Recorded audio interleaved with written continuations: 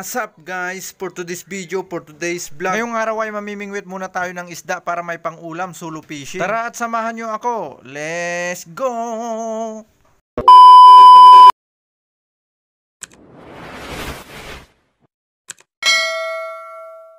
Kumusta mga kabule? Dito nga bago ako pumunta ng dagat para mamingwit ay ginawa ko muna itong aking mga ginagamit sa pamimingwit. Ito nga isang piraso ng tingga ay hinati ko lamang gamit ang kutsilyo para maging dalawa. Ito nga palang nilalagay namin sa aming kawil kapag kami ay nangangawil para lumubog ang pain sa ilalim ng dagat para mahuli ang isda. Ang paggawa nito ay nilagyan ko nga lang ng alambre itong butas ng tingga sabay pinukpupukpuk para may paglagyan ng tansi. Pagkatapos ko nga tinaltataltal ng martilyo ay ito na nga ang kinalabasan, ito na ang finished product. Pwede nang gamitin. Gumawa na rin ako ng maliit na tingga para kapag walang dawi doon sa malalim ay lilipat ako sa mababaw para gamitin ang maliit na tingga. Dito nga ay nagtagansay na rin ako ng maraming taga na gagamitin sa pamimingwit para pag naputol sumabit sa bato may reserba. Ang ginagamit kong taga ay 565, maliliit lamang dahil hindi naman gaanong malalaki ang nahuhuli kong isda. Pagkatapos ko nga nakagawa itong aking mga reserba ay niready ko na nga itong aking mga gamit para makapunta na nga sa dagat. Kinuha ko na nga itong tali na aking gagawing pundo at kinuha ko rin itong gasolina inailalagay ko sa aking bangka na si Bangka Bule. Sinungkit ko na nga rin itong aking mga outfit sa pamimingwit dahil mainit sa dagat, ayaw kong madaing. Por Diyos.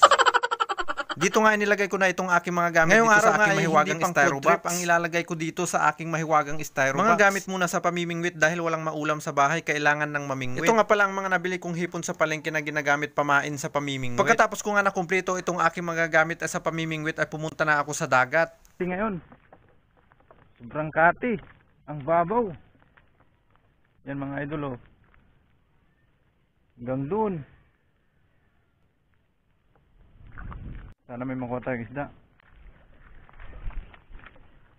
Bali mga awil tayo ngayon mga idol.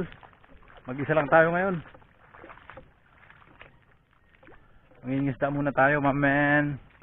For Diyos.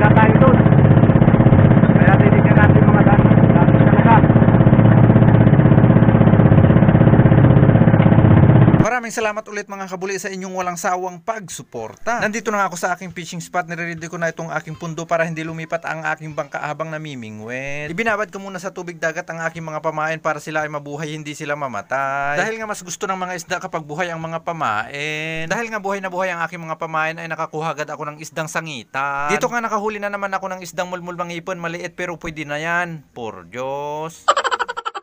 Kapag ganito nga madawi ang mga isda ay dapat mabilis kang magpalit ng pain sa kawil para hindi naman masayang ang dawi. Pagkahagis pa nga lang ay dinawi na naman, nakahuli na naman ako ng maliit na rugso. Kahit nga maliit hindi ko na pinakawalan, masarap din kasi yan na ipaksiw. Dito nga ay nakahuli na naman ako ng isdang tutukro na ang tawag din sa amin ay lapu-lapo. Dito nga ay nagsunod-sunod pa ang mga nahuli kong tutukro. Por Diyos. Dito nga itanghali na hindi ko na nakuhanan ng video ang mga ibang nahuli kong isda. Dito nga sumisinyas na ako na uuwi na dahil may nahuli na din naman akong pang-ulam. Ito nga pala ang nakuha kong isda, kaunti lang pero ayos na yan, meron na ring pang-ulam. Dahil sa bandang dulo nga ng aking pamimingwit ay biglang nawala ang dawi kaya ito lamang ang aking nakuha. Kahit kaunti lamang ang aking huling isda, sana mga kabuli ay huwag niyong kalimutang i-like at i-share itong aking video. Kung napanood mo itong aking video ay pa-comment naman kung namimingwit ka din dyan sa inyo. Ano ang nahuhuli mong isda? Maraming salamat po.